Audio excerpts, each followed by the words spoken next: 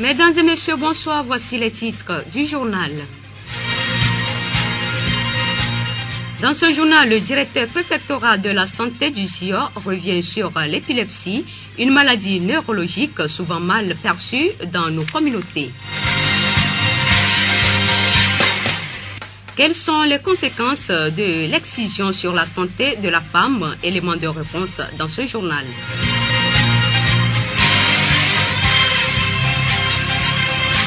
En fin de journal, la vice-présidente du comité de jumelage Patenay Thévier va nous dire ce que le jumelage a apporté à notre ville.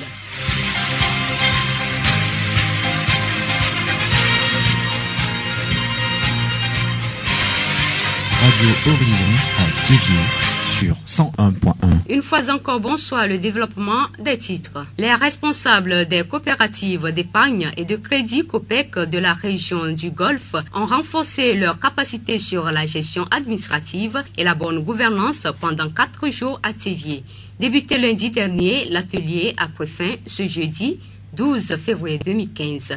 Il a permis aux participants de connaître leur rôle pour une gestion efficace des COPEC de la région du Golfe. Monsieur Setz Gakwetor, directeur des ressources humaines de la Fiertière des unités coopératives d'épargne et de crédit du Togo, FISEC Togo. L'année passée, nous avons procédé à la révision de tous nos tests parce qu'il y a une nouvelle loi qui est sortie de l'espace UMOA pour tous les systèmes financiers décentralisés, donc les SFD. Donc il faut qu'on fasse une mise à niveau de tous les nouveaux élus, tous les administrateurs qui viennent d'être élus. Il faut qu'on essaie de leur faire une mise à niveau pour qu'ils comprennent exactement le travail qui les attend. Ici, les attentes, c'est que les dirigeants puissent se familiariser avec des notions de gestion administrative de nos COPEC et les notions de gouvernance. Parce que aujourd'hui, dans le monde, on parle de bonne gouvernance. Au niveau des COPEC également, il faut que ces notions de bonne gouvernance soient bien comprises par les uns et les autres pour que ça puisse contribuer à l'atteinte des résultats que les COPEC se sont fixés. Et également, au cours de cet atelier de 4 jours, on va amener les dirigeants à connaître leur rôle dans l'entreprise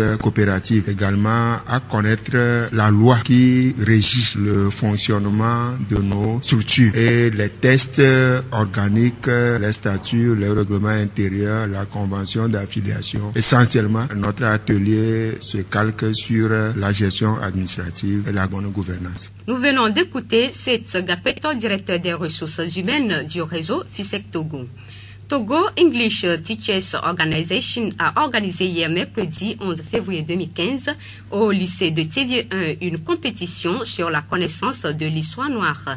Dénommée Black History Knowledge Quiz, la compétition a regroupé 11 lycées de la région maritime. Objectif, faciliter l'expression en anglais et servir d'opportunité aux élèves de passer une colonie de vacances aux États-Unis. Monsieur Tegbe Kodjo, président régional maritime de Togo English Teachers Organization. Le Black History Knowledge Quiz a organisé ce jeu pour permettre aux élèves de se sentir très à l'aise au niveau de l'anglais et puis permettre l'oral aussi. Quand l'enfant est un peu cultivé, c'est ça qu'on appelle peut-être ce qu'on peut dire culture générale. On a donné des documentations, les enfants font des recherches sur Internet, ils ont une documentation de base, on pose des questions sur ça et ça leur permet d'être plus à l'aise, de se sentir encore très intéressé par la langue anglaise. Et nous sommes en train de viser, pourquoi pas après peut-être ceci, voir les meilleurs élèves et proposer cela au niveau de l'ambassade pour voir si on peut pas leur accorder au moins une semaine ou 2 semaines de colonie de vacances aux États-Unis d'Amérique, ou mieux s'imprégner, vivre avec les Américains là-bas et voir ce qui se passe réellement aux États-Unis d'Amérique. Monsieur Tegbe Kodjo s'est dit satisfait de la prestation des groupes. Nous venons de faire la phase de sélection régionale pour déterminer le lycée qui doit représenter la région maritime pour la phase nationale, la finale à Lomé le 4 mars prochain. Sur 12 établissements au départ, il y avait 11 qui ont participé et parmi les 11, après la phase écrite et la phase orale, le lycée de Thévier sort premier et c'est eux qui vont représenter la région maritime à Lomé pour la phase nationale où il y aura 6 établissements du Togo qui vont compétir à Lomé. Présentement, nous pouvons dire que quelque part, une partie de nos objectifs objectifs sont atteints. Du moment où il y avait le stress depuis là, on voulait arriver au moins terminer avec cette phase de sélection où on ne savait pas comment ça devait se passer. On avait peur, il ne devait pas avoir de critiques, mais Dieu merci, il y avait la compréhension, le calme, et puis ça s'est bien passé. Tout le monde est satisfait du résultat. L'école qui est sortie vainqueur, c'est apprécié de tout le monde. Le lycée de Kévé a été sacré champion à l'issue des phases écrites et orales. Adédier René, élève en classe de terminale D au lycée de Kévé, est le capitaine de l'équipe. Écoutons ses impressions. C'est un sentiment de joie. Vraiment, nos professeurs nous ont bien encadrés durant notre entraînement. C'est la joie. Ça n'a pas été du tout facile, puisque dans notre établissement, tous les professeurs d'anglais étaient derrière nous, nous encourageaient, nous encadraient. Les professeurs étaient vraiment engagés. Franchement, je tiens à les remercier. La voix du Zion. La journée mondiale des malades a été célébrée hier mercredi. Pascal Woglo. La journée mondiale des malades a été célébrée hier mercredi 11 février 2015. La maladie reste notre première préoccupation quotidienne et celle de nos proches. La journée mondiale des malades a pour but de donner notre temps, soutenir les malades et être attentif à leurs besoins. Créée en 1992 par le pape Jean-Paul II, cette journée est célébrée chaque 11 février, jour de la fête de Notre-Dame de Lourdes. Cette journée oblige les chrétiens catholiques à se rapprocher des malades pour apaiser leurs souffrances et leur apporter du réconfort. Hier mercredi, une délégation de l'église catholique Saint-Jean, apôtre de Kévié, a respecté la tradition. Elle a rendu visite aux malades du CHR de Kévié. Père Melchisedek Koumazan, vicaire à la paroisse Saint-Jean, apôtre de Kévié.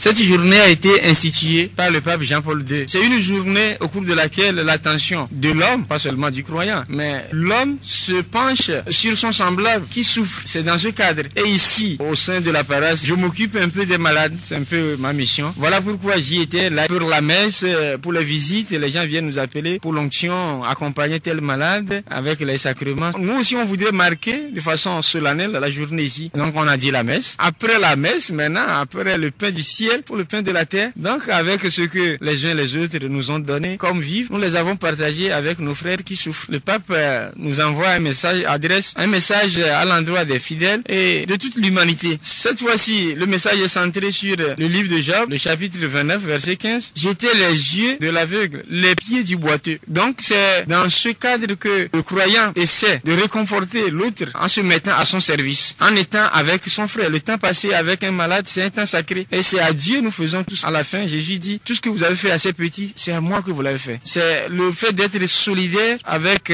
l'autre, puisque nous aussi, nous avons un corps. Comme dit Saint Paul, c'est un devoir pour nous les forts, de porter l'infirmité des faibles. Si nous avons la chance de marcher aujourd'hui, nous devons tourner nos regards vers ceux qui n'ont pas cette chance-là, étant donné que nous aussi, on peut se retrouver dans cette situation. C'est en cela que nous sommes frères avec les autres, nous sommes ensemble frères. Dans ces conditions, seule la foi prédomine. Certains malades espèrent au miracle de la guérison. D'autres ont perdu la foi. Le père Melchisedek Koumazan revient sur l'importance de la foi. La foi, c'est l'adhésion à Dieu. Donc c'est une réponse que le croyant donne à Dieu, qui toujours prend l'initiative, qui devance le croyant en l'aimant. Donc c'est une réponse à l'amour de Dieu qui le premier, selon Saint Jean, nous a aimés. L'homme n'est pas seulement matière, l'homme n'est pas seulement corps, il est corps et esprit. Donc une totalité qui a besoin de Dieu, du divin et de l'humain. Donc l'homme c'est le divin et l'humain. Donc c'est les deux. On ne peut pas occulter un aspect de ce qui est fondamental à l'homme. Autrement dit, il ne serait pas comme Dieu l'avait voulu. Au début déjà du livre de Genèse, Dieu a créé l'homme à son image et à sa ressemblance. Donc on dirait que nous sommes pratiquement des dieux. C'est ce que l'homme a perdu au départ. C'est ce que Jésus-Christ est venu nous redonner en prenant ce que nous avons, notre corps, et il nous a donné la divinité. C'est très fondamental. L'homme n'est pas que seulement esprit. Voilà pourquoi nous avons besoin de manger, nous avons besoin de nous divertir, même en étant croyants. Autrement dit, on serait des déséquilibrés. Sans la foi, c'est la lettre aux Hébreux qui le dit, chapitre 11, verset 6, on ne peut pas plaire à Dieu. Si nous sommes voulus par Dieu, nous retournons à Dieu. Nous sommes libres, mais de toute manière, le dernier mot revient à lui. Donc, l'amour appelle l'amour. Quand quelqu'un aime, il souhaite qu'à son tour, il soit aimé aussi, c'est tout. Nous venons d'écouter le père Melchisedek Koumazan, vicaire à la paroisse Saint-Jean, apôtre de Kévié. La voix du Zion. L'Organisation mondiale de la santé estime que plus de 125 millions de jeunes filles et de femmes dans le monde sont victimes d'excision. De nos jours, cette pratique qui consiste en l'ablation du clitoris se porte encore bien dans certaines communautés. La plupart du temps, elle est réalisée sur des petites filles dans des conditions malsaines. L'excision peut avoir des conséquences néfastes plus tard pour la santé des femmes excisées. Abdou Aboubakar, assistant médical en gynécologie au centre hospitalier régional de Tchévié. L'excision, c'est quelque chose à condamner. Les conséquences, c'est plus psychologique que somatique. Sur le plan somatique, c'est une fille qui est diminuée, vraiment diminuée. Elle n'a plus ses sens génitaux. C'est le clitoris qu'on coupe. Or, le clitoris, c'est un point sensible de la femme. On enlève le point sensible, elle devient comme une feuille morte. Là, c'est à déplorer. C'est à condamner aussi. Psychologique, ça ne sort pas comme ça qu'on voit. Et la fille reste comme ça avec son problème. Elle n'arrive pas à faire sortir le problème pour qu'on puisse la traiter. En ce sens que généralement, c'est des filles qui n'ont plus rien à faire. Elles sont là, psychologiquement, elles sont diminuées aussi. Et le travail sur le terrain, ce n'est plus ça. Parce que quand on a un sens, on jouit de quelque chose, là, on peut travailler facilement. On ne sent rien, comment on peut faire quelque chose de crédible et de normal. Elles n'ont plus même la joie de vivre. Monsieur Abdou Aboubakar, assistant médical en gynécologie au centre hospitalier régional de Tchévié. Maladie neurologique, l'épilepsie exprime un fonctionnement anormal de l'activité électrique du cerveau. Les décharges surviennent de façon soudaine et sont habituellement de courte durée. Les crises sont souvent répétitives et les épileptiques sont stigmatisés dans leur communauté. Dr Miropo Messan Ogbemassé, directeur préfectoral de la santé du ZIOP pour les précisions. L'épilepsie, si nous voulons aller en médecine, c'est une affection neurologique qui est due à une décharge excessive des neurones. Les neurones, c'est les cellules nerveuses. Ces cellules provoquent des décharges ou bien font des décharges électriques. C'est comme de l'électricité. Donnent des décharges électriques qui fait que la personne peut tomber, faire des crises et même perdre connaissance. Ce que nous voyons le plus souvent, c'est la chute. D'aucuns disent que c'est un sort, d'aucuns disent que c'est des gens qui ne doivent pas rester en société. En Afrique, nous prenons l'épilepsie comme un sort jeté ou une malédiction, ou bien on dit que ces enfants sont des sorciers. Et du coup, on les amène très loin de la population, bien de la communauté. Et la façon de les traiter aussi est différente. La plus grande manifestation, c'est la chute, la perte de connaissance. Mais nous avons d'autres signes pour l'épilepsie. Et nous les classons en épilepsie avec crise généralisée ou en épilepsie avec crise partielle. Dans les crises généralisées, vous avez d'abord c'est une perte de connaissance, une chute. Si c'est dans l'eau, si c'est dans le feu, la personne peut tomber. Faire des crises que nous appelons les crises convulsives tonico-cloniques. Convulsion tonico-clonique, c'est-à-dire que tous les muscles sont affectés. La personne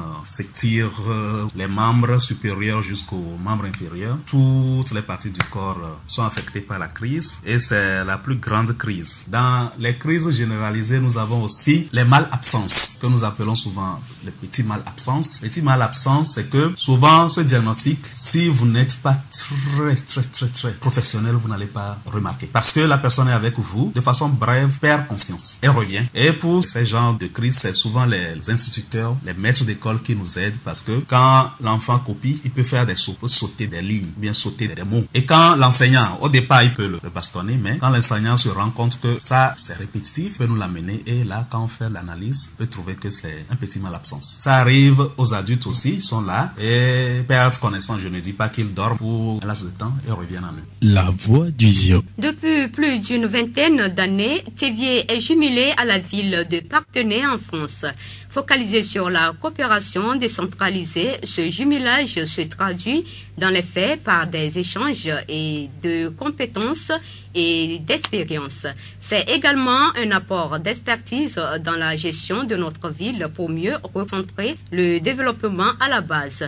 Madame Danielle Panoudo, vice-présidente du comité de jumelage Parthenay-Tchévié. C'était tout d'abord un jumelage de Tchévié, où l'on disait qui était un petit peu en sommeil, tant du côté de Tchévié que du côté de Parthenay. Et je pense que le fait de venir chaque année, une fois, voire deux fois en visite ici, on a ranimé des liens, réveillé des amitiés et donné envie de faire quelque chose ensemble. Et se faire quelque chose ensemble, ça va être des forages, un projet haut. Ralenti peut-être que le jumelage de Parthenay est un jumelage qui a 25 ans. On va fêter les 25 ans cette année. Donc il y a des amitiés qui sont nées, qui se sont développées et puis peut-être qui se sont ratatinées. Et puis il y a la crise aidant. Certains pensent que on a encore beaucoup à faire chez nous et peut-être que le jumelage de Parthenay s'est un peu endormi, mais pas forcément rien qu'avec Tsevier, parce que Parthenay est jumelé aussi avec l'Allemagne, avec le Portugal, avec l'Espagne, avec Madagascar, mais même les jumelages européens ne sont pas très vigoureux. Un jumelage, comme toute association, ne vit pas simplement que de belles paroles. Et c'est bien autour d'un projet concret que l'on réveille des amitiés et des envies de faire. Et ce projet concret, c'était un besoin d'eau évident sur Tsevier. Donc en 2013, quand on est venu, c'était évident que c'était un projet eau qui allait démarrer. C'est même en 2012. Et puis, il y a une délégation de Tsevier qui est venue à Parthenay et c'est là que le projet eau a été voté, un forage. Mais non, il nous reste encore de l'argent, donc on a fait 2 forages, voire une extension à partir de la Togolaise des eaux, c'est-à-dire un joli projet de 58 000 € qui est prêt à démarrer. Vous qui êtes beaucoup plus dans le développement, qu'est-ce qui vous a marqué dans notre ville? Je viens de découvrir autour du projet forage beaucoup d'acteurs du développement parce qu'aujourd'hui on a mis en route les diverses commissions qui vont suivre ce projet. Donc il y a un suivi technique par des pros, des gens qui savent faire. Il y aura une commission de suivi financier par des gens encore qui savent faire des suivis financiers. On aura des représentants de la microfinance qui se sont investis dans ce projet. Moi je pense qu'il y a un beau potentiel. Vous avez un climat qui est super, la pluie, le soleil, ça peut pousser. Le développement agricole aussi, si les paysans ou les femmes qui veulent faire des cultures maraîchères s'organisent, vous avez des tas de possibilités. Et moi, je voudrais vous pousser les jeunes à rêver de leur pays et non pas de partir pour la ville, voire de partir pour l'Europe, un Eldorado qui les fait rêver certes, mais qui les accueille très mal, où ils vivent très mal chez nous. Alors les jeunes, battez-vous pour rester ici dans votre pays. En plus, j'ai découvert, il a fallu 17 missions, je crois. Là, je viens de passer 3 semaines pour découvrir la qualité de votre accueil. Je la savais, je l'avais vécu, mais votre parfaite disponibilité me sidère et j'ai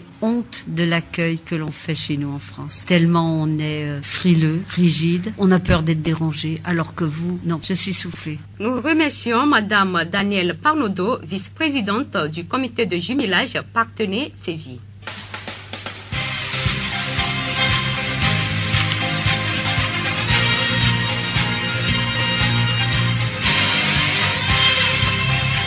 Toi qui ne supportes pas le froid, rappelle-toi qu'il y a des enfants qui n'ont pas de toit. Toi qui ne supportes pas la faim, rappelle-toi qu'il y a des enfants qui n'ont pas de pain. Toi qui ne supportes pas tes parents, rappelle-toi qu'il y a des enfants qui n'ont pas de parents. Pensons un peu aux autres. Fin de cette édition, merci de l'avoir suivi. Présentation Blessing Possonia et Pascal Woglo, réalisation Yolou Mustafa. Très bonne suite de nos programmes et bonsoir chez vous.